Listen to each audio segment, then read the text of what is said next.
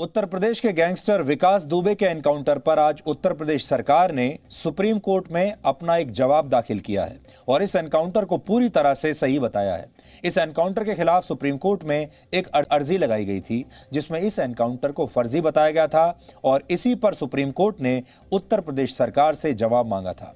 आगे बढ़ने से पहले आपको ये बताना चाहते हैं कि आप इस देश के बारे में सोचिए और इन लोगों के बारे में सोचिए कि हमारे देश में ऐसे लोग भी निकल आए हैं जिन्हें विकास दुबे से हमदर्दी है और जो विकास दुबे के इस एनकाउंटर को भी फर्जी बता रहे हैं और जो ये सोचते हैं कि विकास दुबे जैसे लोगों को जिंदा रहना चाहिए था और फिर वो ऐसे ही बेल पर बाहर आ जाते और फिर लोगों की हत्याएं करते रहते, अपराध करते रहते। इन लोगों को ये मंजूर है और सोचिए ऐसे लोग सुप्रीम कोर्ट तक पहुंच गए। वैसे भी हमारे देश में आजकल ये चलन है, लोग आतंकवादियों को बचाने के लिए सुप्रीम कोर्ट तक पहुंच जाते हैं और सुप्रीम कोर्ट उनकी सुनवाई कर भी लेता है और इस मामले में भी यही हुआ। सुप्रीम कोर्ट को उत्तर प्रदेश सरकार ने 57 पन्नों का जवाब सौंपा है और एनकाउंटर पर उठे एक एक सवाल का जवाब उसमें उन्होंने दिया है। ये 57 पन्ने जो हैं जिसमें जवाब दिया है उत्तर प्रदेश सरकार ने, वो इस समय मेरे हाथ में है। हमने इन्हें पढ़ा है, कुछ खास चीज़ों को हमने यहाँ पर आपके लिए निकाल कर भी रखा है जो मैं आपको पढ़कर बताऊँगा। हम आपको इसमें से उन 5 महत्वपूर्ण सवालों और उन पर दिए गए जवाबों के बारे में बताते हैं, क्योंकि जो ये एफिडेविट दिया है उत्तर प्रदेश की सरकार ने, इसमें उन्होंने सवाल और जवाब के फॉर्मेट में भी कुछ अपने जवाब दिए हैं कि क्या बड़े महत्वपूर्ण सवाल पूछे जा रहे हैं देश में और उन सवालों के जवाब क्या हैं। जैसे उदाहरण के तौर पर पहला सवाल यह पूछा जा रहा है कि गैंगस्टर विकास दुबे को जब भागना ही था तो उसने उज्जैन में जाकर सरेंडर क्यों किया। उत्तर प्रदेश सरकार का इस पर जवाब है कि विकास दुबे ने उज्जैन में सरेंडर नहीं किया था बल्कि उसे वहां पर गिरफ्तार किया गया था और वो पूरी जानकारी के साथ पुलिस वहां मध्य प्रदेश पुलिस ने उसे गिरफ्तार किया था। यह सरेंडर नहीं था। यह बड़ी बात है जो उत्तर प्रदेश की पुलिस ने कहा है। बहुत सारे लोग इसे सरेंडर मान रहे थे। दूसरा सवाल यह पूछा जा रहा था कि विकास दुबे को उज्जैन से कानपुर एक गाड़ी में लाया गया और एनकाउंटर के वक्त विकास दुबे को जिस गाड़ी में बताया गया और जिस गाड़ी का एक्सीडेंट हुआ वो गाड़ी अलग अलग थी। यानी जिस गाड़ी में उसे बैठाया वो गाड़ी अलग थी और बाद में जो गाड़ी का एक्सीडेंट हुआ वो गाड़ी अलग थी। तो बीच में गाड़ी बदल कैसे गई। उत्तर प्रदेश सरकार ने इसका जवाब दिया है कि मध्य प्रदेश के उज्जैन से गुना तक विकास दुबे एसटीएफ की गाड़ी से वहां तक लाया गया था और फिर गुना में उसे दूसरी गाड़ी में बैठा दिया गया था और यह सब कुछ उसकी सुरक्षा की वजह से किया गया था ताकि उसकी सुरक्षा सही रहे, इसलिए उसे बार बार अलग अलग गाड़ियों में बैठाया गया था। तीसरा सवाल यह था कि एनकाउंटर की जगह से 2 किलोमीटर पहले मीडिया की गाड़ियों को क्यों रोक दिया गया था। सरकार ने इसका जवाब दिया है और कहा है कि मीडिया की गाड़ियों को रोका नहीं गया था। 2 किलोमीटर पहले एक चेक पॉइंट था और वहां पर चेकिंग की वजह से ट्रैफिक जैम लग गया था।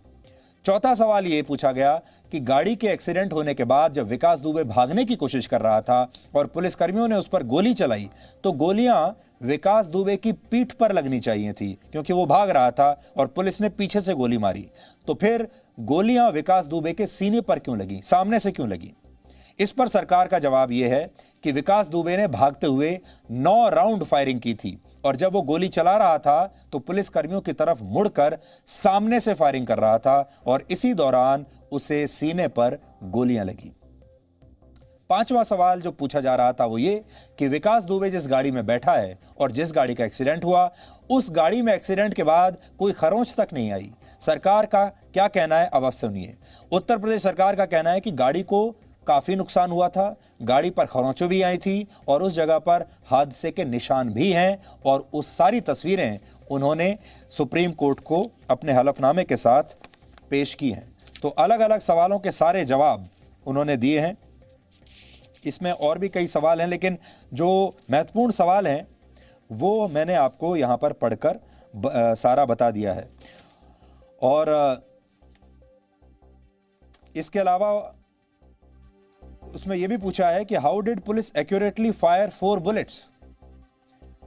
तो पुलिस ने आगे इसमें सरकार ने लिखा है the claim is incorrect, actually 6 bullets were fired by the police. और फिर पूरा उसका ब्यौरा दिया गया है कि कितनी गोलियां, किस पुलिसकर्मी ने कितनी गोलियां चलाई।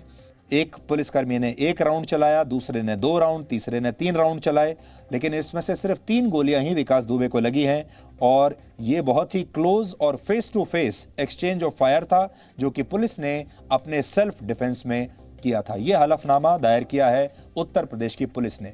इससे पहले हमारे देश में बड़े बड़े एक्सपर्ट पत्रकार हैं जो खुद ही ये स्टूडियो में बैठे बैठे पता लगा लेते हैं कि ये एनकाउंटर कैसे हुआ होगा, इसमें लूप होल क्या है, और खुद ही वो बिना जांच के ये भी बता देते हैं कि ये फर्जी है। हमारे देश के बहुत सारे लोग, बहुत सारे ऐसे कार्यकर्ता हैं जो अपने आप को ह्यूमन राइट्स एक्टिविस्ट कहते हैं, वो ऐसी ही चीज़ों पर सुप्रीम कोर्ट तक चले जाते हैं और विकास दुबे जैसे लोगों की मदद करते हैं। अब आप ये सोचिए कि हमारे देश में एक गैंगस्टर के मारे जाने के बाद लोग उसकी भी जांच की मांग कर रहे हैं और चाहते हैं कि बिना किसी देरी के ये जांच की जाए। सुप्रीम कोर्ट का, सिस्टम का, पुलिस का, उत्तर प्रदेश की सरकार का कितना वक्त बर्बाद होता होगा ये सब करने में, आप सोचिए। लेकिन इसी देश में दूसरा ये भी सोचिएगा आप, इसी देश में जब नेताजी सुभाष चंद्र बोस की मृत्यु हुई थी तो कितना समय लगाया था उसकी जांच करने के लिए, कितने लोगों ने आवाज उठाई थी, कितने लोग आज भी सुप्रीम कोर्ट चले जाएंगे उसके लिए। लाल बहादुर शास्त्री जी जब उनकी मृत्यु हुई थी कितना समय लगाया इस देश के लोगों ने। श्यामा प्रसाद मुखर्जी की रहस्यमय परिस्थितियों में मृत्यु हुई, कितना समय लगाया हमारे देश के लोगों ने ये जोर लगाने में कि ये मृत्यु कैसे हुई, इसके बारे में पता लगना ही चाहिए। उससे ज्यादा ताकत लोग आज अपराधियों के लिए लगा रहे हैं, उससे ज्यादा ताकत आतंकवादियों को बचाने के लिए लगा रहे हैं। ये कैसी बात है? इसलिए आज ये बात आप सबके सामने लानी बहुत जरूरी थी कि हमारे देश में हम बहुत सारा सिस्टम, बहुत सारा समय, सुप्रीम कोर्ट का समय, अपने पुलिस का विभाग का समय, सरकारों का समय, वकीलों का समय बेकार की चीजों में व्यर्थ करते हैं। विकास दुबे इतना खतरनाक अपराधी था, हमने कल ही आपको उसके गांव से एक रिपोर्ट दिखाई थी और आपको बताया था कि कैसे पूरा गांव, पूरा इलाका उसकी दहशत के साए में जीता था और कैसे वहां लोगों को वो तंग करता था, हत्याएं करता था खुलेआम, और उसका कोई कुछ नहीं बिगाड़ पाता था। ऐसे व्यक्ति के मारे जाने पर भी कुछ लोग हमारे देश में शोक मना रहे हैं। ये वाकई बहुत बड़ा दुर्भाग्य है।